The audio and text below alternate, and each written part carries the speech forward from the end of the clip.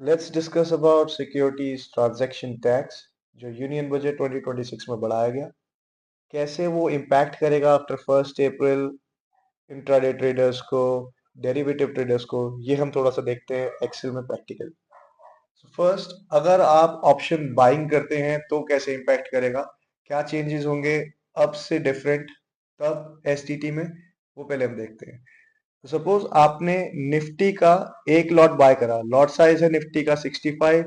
आपने एक lot bye करा कोई भी कॉल ऑप्शन या पुट ऑप्शन, सपोज 25,000 का आपने कॉल ऑप्शन सीई बाय करा at the premium of 80 rupees.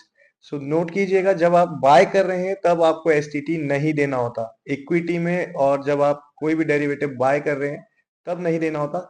आप जब अपनी पोजीशन एग्जिट करेंगे बाइंग की, मतलब आप जब सेलर बनेंगे, तब आपका एसटीटी कैलकुलेट होगा।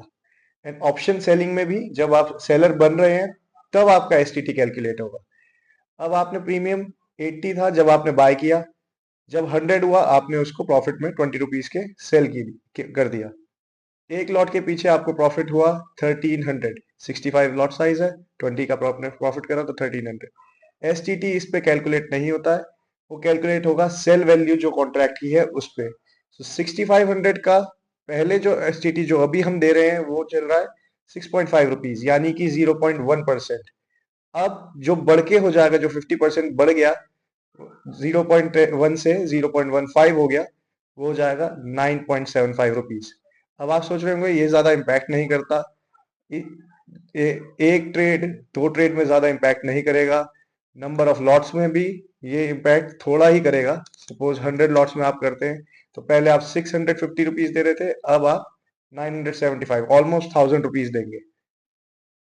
एंड अब ऑप्शन सेलिंग की तरफ हम देखते हैं। ऑप्शन सेलिंग जिसके पीछे हमारा जो मार्जिन है वो ज्यादा लगता है, तो ऑब्वियसली बड़ी कैपिटल से ही होता है।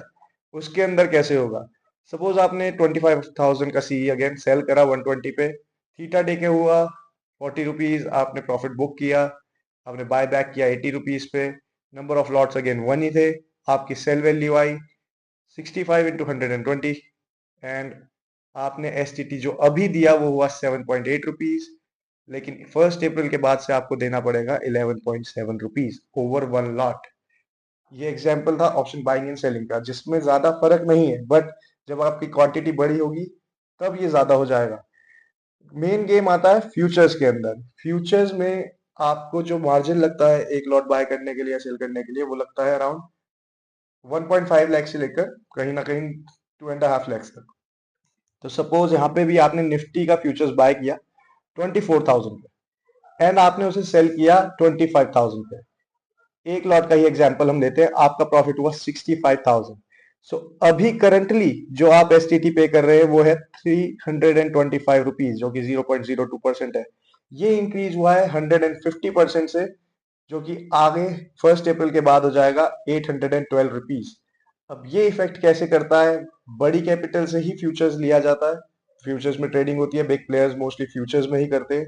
सपोज किसी ने 100 लॉट्स में करा है, उसका प्रॉफिट हुआ एक्स वाई जी, सपोज 65 लाख रुपीज उसने प्रॉफिट करा, एंड जो उसने एस टी टी पे करा है वो 32,500 से सीधा बढ़ के हो जाएगा 81,250 रुपीज, यानी कि 2.5 गुना।